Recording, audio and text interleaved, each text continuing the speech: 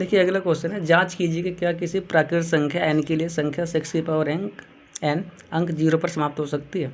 यानी हमें ये बताना है, इंग्लिश में फटाफट पढ़ लेते हैं, आप पढ़ लीजिएगा, ठीक है।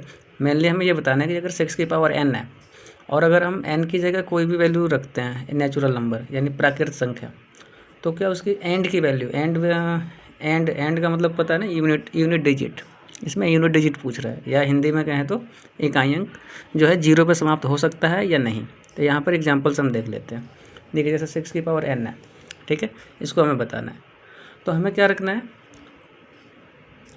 यहाँ पर देखिए n जो है क्या होना चाहिए, नेचुरल नंबर। तो नेचुरल नंबर सबको पता है 1 से शुरू होता है। अगर हम 6 की पावर n इक्वल टू 1 लेते हैं, ठीक है, तो 6 की पावर 1 सबको पता है, 6 की पावर 1 कितनी हो जाएगा, 6।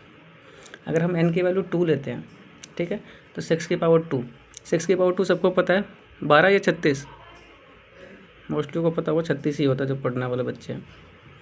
अगर हम n की वैल्यू 3 लेते हैं, यानी इसको हम 3 बार मल्टीप्लाई करना, 216 आएगा, एक बार समझ लीजिए, 18 मत कर दीजिएगा, ठीक है।